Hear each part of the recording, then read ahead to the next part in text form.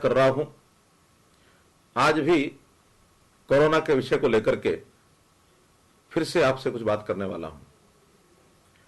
ये विषय विश्वव्यापी विषय है, पूरे देश की चिंता का विषय है। हम हरियाणा में भी अपने सब कर्तव्यों को निभाते हुए इससे कैसे बचें, हर प्रकार की सावधानी हमको बरतनी होगी। हमारे प्रधानमंत्री लगातार हमको दिशा निर्देश दे रहे हैं। केंद्र सरकार की ओर से भी सूचनाएं आती हैं। हम सब सूचनाओं का पालन करने के लिए प्रदेश में एक टीम के रूप में योजनाएं बनाते हैं और वो सब योजनाएं जिला प्रशासन के माध्यम से, स्वयंसेवी संगठनों के माध्यम से, वॉलंटियर्स के माध्यम से आप सब तक पहुंचाई जाती हैं। मुझे इस बात की प्रसन्नता है, सब लोग एक टीम के रूप में कार्य कर रहे हैं और आप सब जनता के लोग भी उसमें पूरा सहयोग कर रहे हैं। आखिर तो हर व्यक्ति, हर वर्ग, हर दायित्व को संभालने वाला इसके ऊपर अपनी अपनी जिम्मेदारी संभालेगा, तो मुझे पूरा विश्वास है कि हम इससे जूझ पाएंगे, इस लड़ाई में कोरोना को हरा देंगे। मैंने कल गांव के किसान के बारे में, मजदूर के बारे में सब बातें आपके सामने रखी थी। उनको मैंने कल अपील की थी कि जैसे किसान इस समय अपनी फसल की कटाई और उसकी अनाज निकाल करके मंडी में लाने तक की सारी चिंताओं से एक प्रकार से उसका कंसर्न है, लेकिन कल से आज तक मुझे बहुत से गांव के किसानों ने, पंचायतों ने कहा है कि आप हमको केवल बोरियां भर उपलब्ध करा दीजिए, हम अपने अनाज को अप्रैल महीने तक अपने घर में रखने की स्थिति में हैं। मेरा डिपार्टमेंट के लोगों से भी और आड़ती भाइयों से ये निवेदन है कि किसानों को उनके अनाज के समय बोरियां ये उपलब्ध करवा दी जाए। अब हम चूंकि बहुत से वर्ग, जैसे व्यापारी वर्ग है, छोटा उद्योगपति है, कर्मचारी है, हमारा सफाई कर्मी है, कई व्यवसायों में लगे हुए दैनिक जीविका उपार्जन करने वाले, ये सब लोग अपने अपने व्यवसाय को लेकर के भी चिंतित हैं। आखिर इन सब की चिंता होना बड़ा स्वाभाविक है, क्योंकि सब लोगों के काम के ऊपर एक नहीं कई कई परिवार वो आश्रित हैं और उन सब परिवारों की चिंता हम सबको मिलकर करनी है। व्यापारी, उसके साथ काम करने वाले लोग, उसके कर्मचारी, उसके मजदूर, इसी प्रकार से उद्योगपति, उसके कर्मचारी, उसके मजदूर, अनुबंधकर्ता होंगे, स्थायी कर्मचारी होंगे, सबके परिवारों की पालना करना ये हमारा दायित्व है।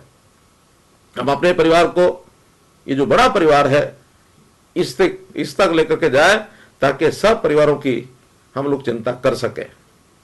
मुझे खुशी है इस बात की कि हम सब लोग एक होकर के ये सब कर रहे हैं और इस एकता का प्रदर्शन ठीक प्रधानमंत्री के आह्वान पर जिस दिन जनता कर्फ्यू हुआ था उस दिन हमने दिया था और उसी दिन जो राष्ट्र रक्षक हैं उनके सेवा भाव का धन्यवाद करने के लिए हमने धन्यवाद नाद किया।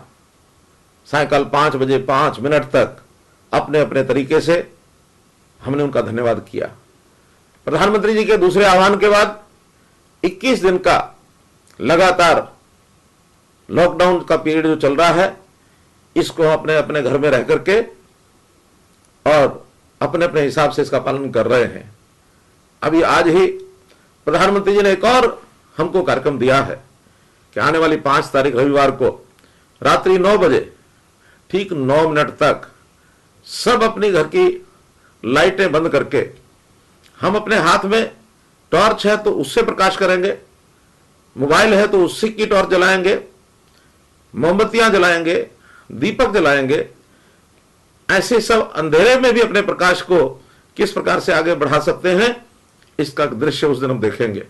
यह भी हमारा एकता का प्रतीक है और मैं समझता हूं जिस प्रकार का यह संकट आया है, इस संकट को अपने विभिन्न कार्यक्रमों के माध्यम से, अपनी कृति के माध्यम से हम एकता जितनी ज्यादा दिखाएंगे, एक आह्वान के ऊपर जैसे मिल करके छोटे बड़े सब काम करेंगे, तो कोरोना ऐसा कोई दुश्मन नहीं है जिसको हम हरा नहीं पाएंगे।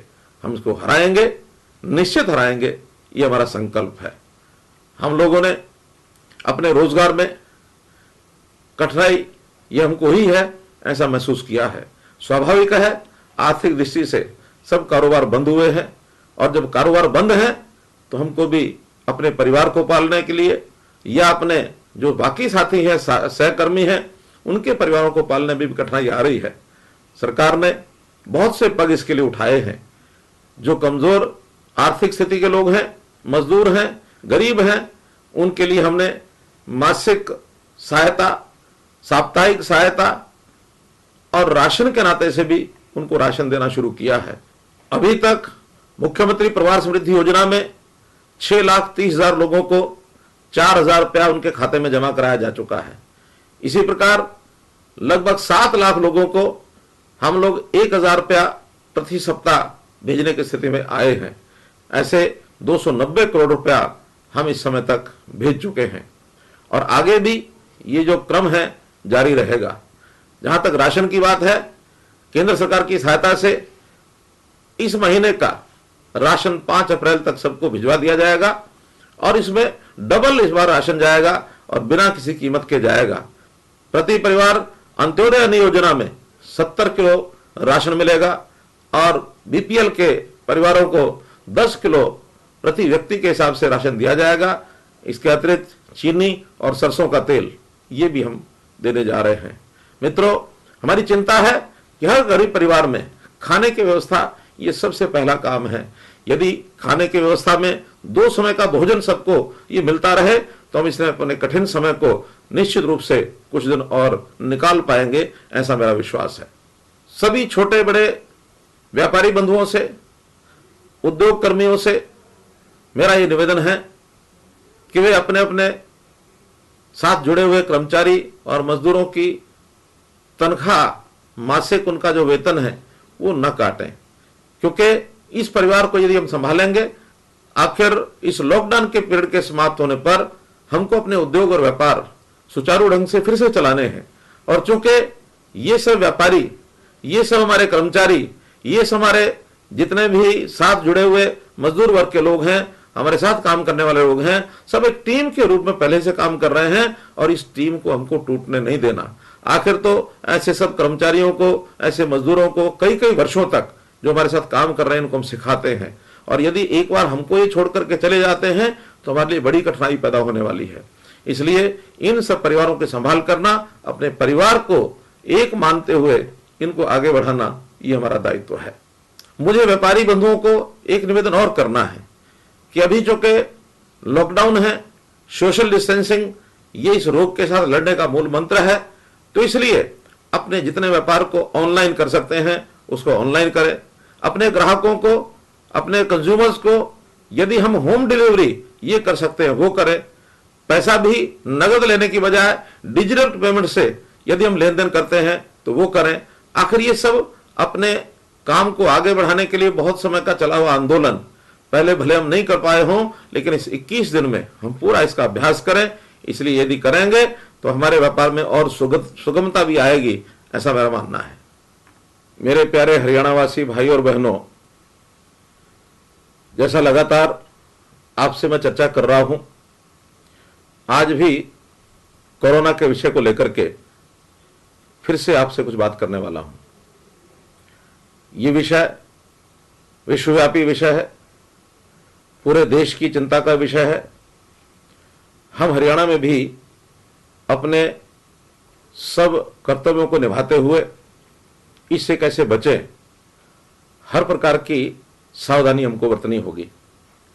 हमारे प्रधानमंत्री लगातार हमको दिशा निर्देश दे रहे हैं, केंद्र सरकार की ओर से भी सूचनाएं आती हैं। हम सब सूचनाओं का पालन करने के लिए प्रदेश में एक टीम के रूप में योजनाएं बनाते हैं, और वो सब योजनाएं जिला प्रशासन के माध्यम से, स्वयंसेवी संगठनों के माध्यम से, वॉलंटियर्स के माध्यम से आप सब तक पहुंचाई जाती हैं। मुझे इस बात की प्रसन्नता है सब लोग एक टीम के रूप में कार्य कर रहे हैं और आप सब जनता के लोग भी उसमें पूरा सहयोग कर रहे हैं। आखिर तो हर व्यक्ति, हर वर्ग, हर दायित्व को संभालने वाला इसके ऊपर अपनी अपनी जिम्मेदारी संभालेगा, तो मुझे पूरा विश्वास है कि हम इससे जूझ पाएंगे, इस लड़ाई में कोरोना को हरा देंगे।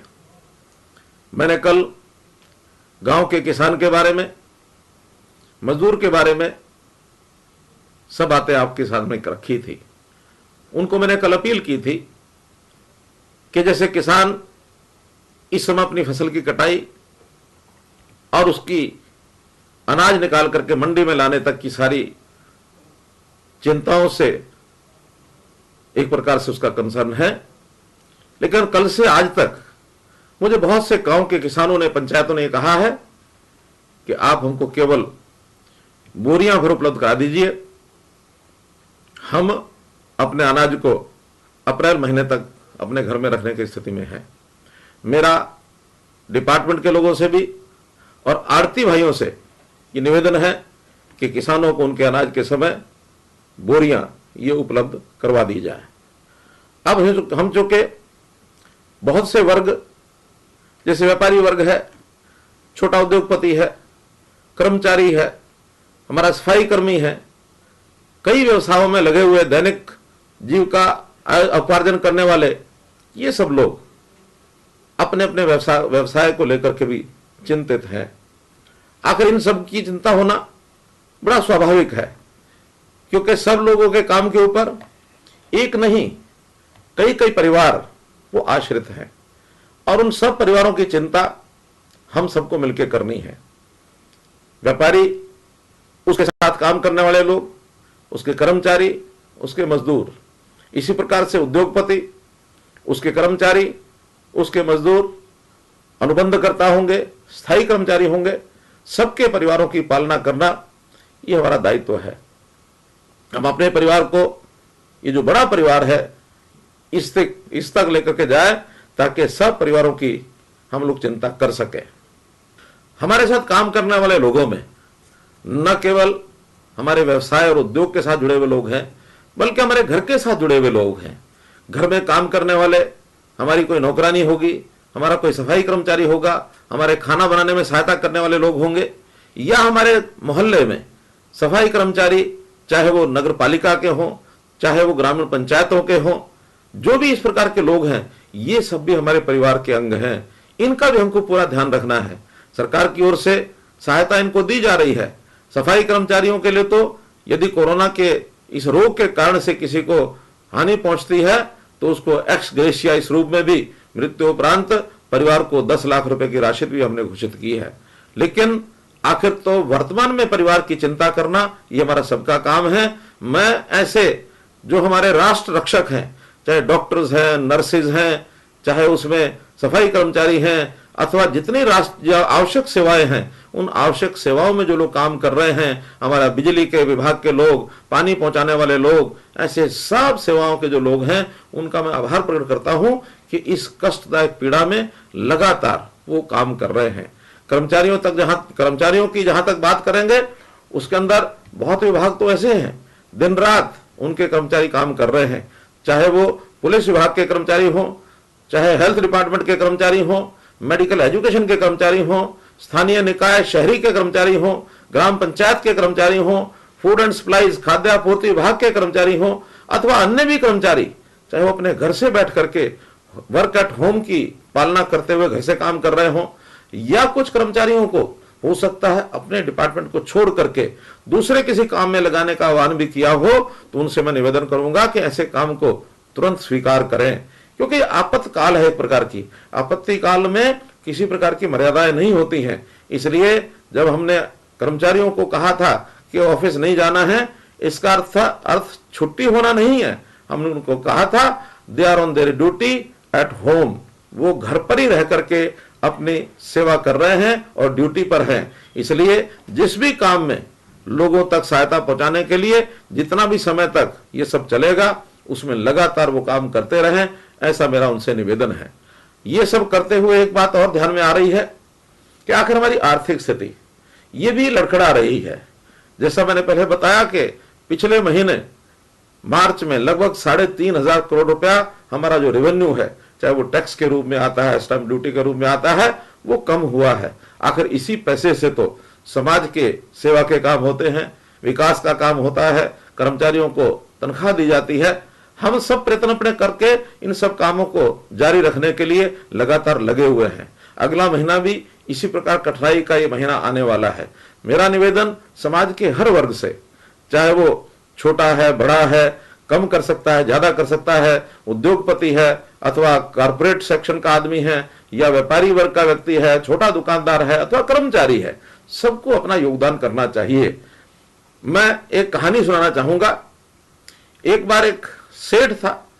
वो सेठ बहुत दानी था, लेकिन दान में वो भोजन भी करवाता था। तो भोजन कराने से पहले हमेशा एक कार्यक्रम में लोगों को बुलाता था कि वो राम के भजन कराया करता था। प्रभु राम के भजन में जो लोग आते थे, भजन के बाद उनको खाना खिलाता था। एक दिन एक व्यक्ति दूर खड़ा होकर के, और जो भूख लगी थी वो खड़ा रहा, लेकिन राम जी के भजन में वो नहीं आया। जब भजन समाप्त होने लगा तो उस व्यक्ति को सेठ ने बुलाया कि तुम वहां क्यों खड़े हो। उसने कहा कि मुझे भूख लगी है, मुझे भोजन चाहिए। उनका भोजन तो उन्हीं को मिलेगा जो राम के भजन में शामिल होंगे। उन्होंने कहा कि मैं तो राम को मानता नहीं हूं, मैं राम के भजन में नहीं आऊंगा, आप मुझे खाना खिलाइए। इन्होंने कहा कि नहीं, राम के भजन में तो आना ही होगा। उसने कहा कि मैं नहीं आऊंगा। सेठ ने कहा कोई बात नहीं, एक बार राम जी का नाम ये ले लो। उनका कि नहीं, राम जी का नाम भी मैं नहीं लूंगा। आखिर में सेठ को दया तो आई, लेकिन अपनी बात पर अडिग रहा कि चलो भजन तो मैं कराऊंगा, कम से कम एक बार राम का नाम ही ले दो। उसने कहा कि मैं नाम नहीं लूंगा, क्योंकि मैं तो मानता नहीं हूं, इसलिए मैं नाम नहीं लूंगा। अंतोगत्वा सेठ ने उसको भोजन कराने से भी मना कर दिया और वो चला गया, और परिणाम यह हुआ कि भूख के मारे उसकी जान चली गई। रात को सेठ के स्वप्न में रामचंद्र जी आते हैं। राम जी जब आते हैं तो राम जी ने इस सेठ को कहा, तुम बहुत पापी हो।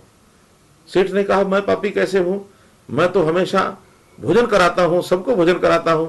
उनका नहीं, भोजन की तुम्हारी एक कंडीशन लगी हुई है, उस कंडीशन के कारण से तुम भोजन कराते हो कि हाँ, मैं तो जब राम जी का जो नाम लेगा, रामचंद्र का जो भजन गाएगा, उसी को भोजन कराऊंगा, मैं जो आपका नाम नहीं लेगा उसको भोजन मैं क्यों कराऊंगा। उनका कि नहीं, ऐसा नहीं करना चाहिए। उनका क्यों नहीं करना चाहिए। उनका देखिए, जो आदमी आपके पास आया था, जिसको भोजन नहीं कराया और जो मृत्यु को प्राप्त हो गया, अच्छा बताइए उसकी आयु कितनी रही होगी। तो सेठ ने कहा लगभग 50 साल रही होगी। कि जब 50 साल आयु उसकी थी और उसको मैं भी, मुझे पता था कि वो नास्तिक है, वो राम का नाम कभी लेगा नहीं। जब नास्तिक होते हुए मैंने उसको 50 साल खाना खिलाया और उसको जिंदा रखा है, तो तुम एक समय का भोजन भी उसको नहीं दे सकते थे। अब इस कहानी के पीछे एक बात छिपी थी कि हम लोग किसी के प्रति सेवा का जब भाव रखते हैं तो सेवा पर कोई कंडीशन नहीं लगानी चाहिए। सामने वाला हमारे मन की इच्छा से, हिसाब से काम करेगा तभी उसकी सेवा करेंगे, अन्यथा नहीं करेंगे। ऐसा नहीं होना चाहिए। सेवा तो एक आपत्ति काल में एक धर्म ऐसे बन जाता है कि सामने वाले की आवश्यकता को देख करके हमको उसकी सेवा करनी ही चाहिए। यदि इस कहानी से हम ये सीख लें कि आज जिसको भी आवश्यकता है उसकी सेवा के लिए हम तत्पर रहें। कितनी करनी है, कम करनी है, ज्यादा करनी है, ऐसा विषय नहीं होता। आज समाज की आवश्यकता के लिए हम सबको आना चाहिए। सरकारें भी खूब काम कर रही हैं, समाज को भी आह्वान किया है। हमने इसके लिए एक कोरोना रिलीफ फंड बनाया है और कोरोना रिलीफ फंड में बहुत लोग योगदान कर रहे हैं। अभी तक लगभग 10,000 लोगों ने 34 करोड़ रुपए से भी ऊपर की राशि इसमें योगदान किया है।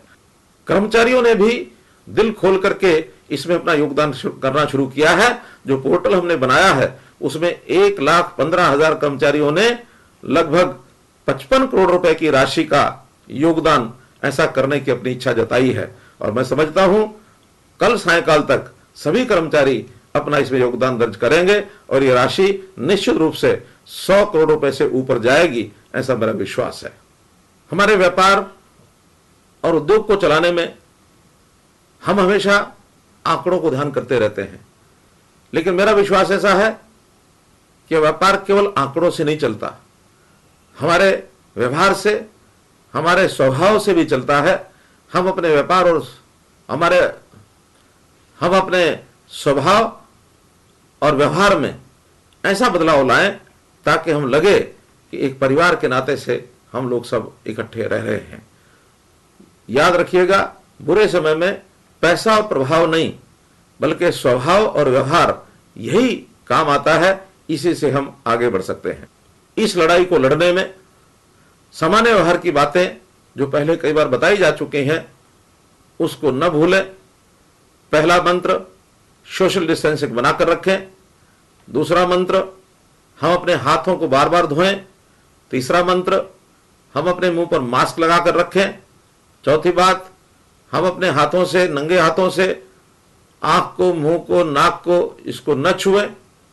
और पांचवा, मेज, दरवाजे, बर्तन, ढक्कन आदि जितनी वस्तुएं हैं उसको भी नंगे हाथ से न छुएं। तो किसी भी प्रकार के कोरोना वायरस के आगे फैलने में कमी आएगी, बल्कि इसके अंदर हमको सहयोग मिलेगा। इन सब बातों को हम सबको ध्यान रखना है।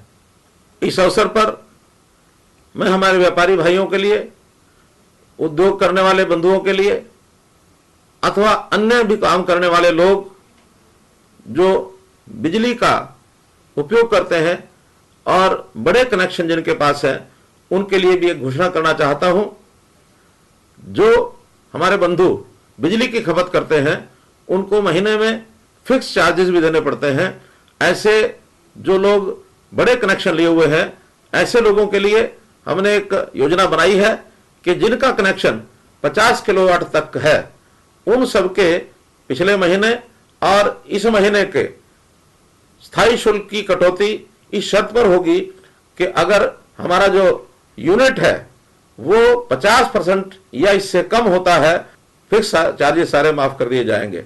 इसी प्रकार 50 यूनिट, 50 किलोवाट से बड़े कनेक्शन, एचटी के कनेक्शन, उनको भी अधिकतम 10,000 रुपए तक की सीमा के फिक्स चार्जेस ये माफ कर दिए जाएंगे। दूसरी सूचना, सरकारी अनुबंध के में काम करने वाले ऐसे जितने कॉन्ट्रैक्टर्स हैं, उनका लॉकडाउन का जो पीरियड है इसको 0 पीरियड मान करके उतनी समावधि की छूट दी जाएगी।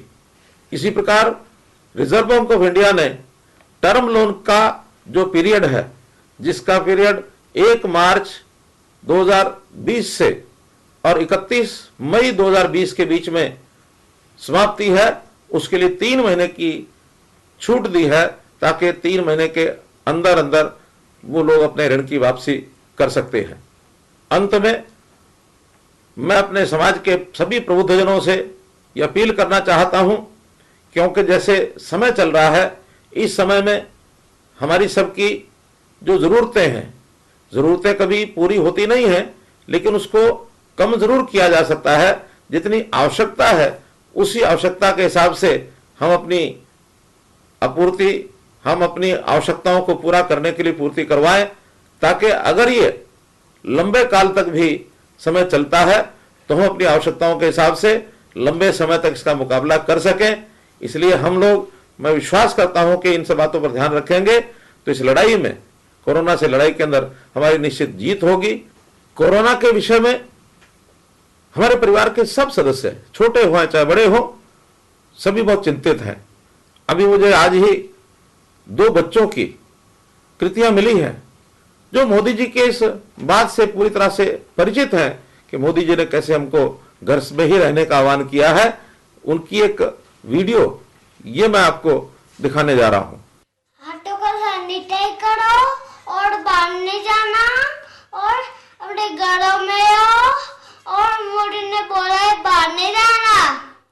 साथ ही साथ निभाना, कोरोना को है भगाना। सेहत असली खजाना, कोई घर से बाहर न जाना। नहीं चलेगा कोई बहाना, कुछ दिन घर पर ही बिताना। मिलकर साथ निभाना, कोरोना को है भगाना। हम भारत वालों ने जब भी मिलकर कदम बढ़ाया, हर मुसीबत को पीछे छोड़ा, दुनिया ने शीश झुकाया। विश्व गुरु रहे हैं हम, इस बार भी सिद्ध कर दिखाना। साथ ही साथ निभाना, कोरोना को है भगाना। घर पर रहकर ही हम इसी युद्ध में साथ दे सकते हैं। हाथ बार बार धोकर ही वायरस को मात दे सकते हैं। कोरोना संघर्ष सेनानियों के लिए दुआ ईश्वर तक पहुंचाना, साथ ही साथ निभाना, कोरोना को है भगाना। जय हिंद। कोरोना निश्चित रूप से एक दिन समाप्त तो होगा, लेकिन समाप्ति के बाद भी मैं आगाह करना चाहता हूं कि इसका प्रभाव लंबे समय तक रहेगा। आखिर तो व्यापारिक और औद्योगिक ये जो संस्थान बंद हुए हैं, इसके कारण से एक मंदी का दौर ये भी आएगा, और मंदी के दौर के समय महीनों महीने हमको संघर्ष करना पड़ेगा। फिर भी हम सब लोग अपने दायित्व को संभालते हुए, हमारा राष्ट्र के प्रति एक दायित्व है, समाज के प्रति एक दायित्व है, उसको निभाते चले जाएंगे।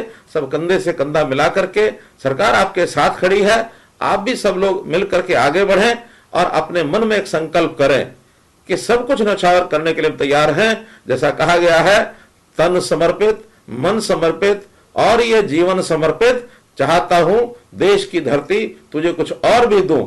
इस प्रकार से, इस भावना के साथ यदि हम काम करेंगे तो निश्चित रूप से मैं, मेरा परिवार, मेरा समाज, मेरा प्रदेश, मेरा देश, हम सब मिल करके आगे बढ़ेंगे।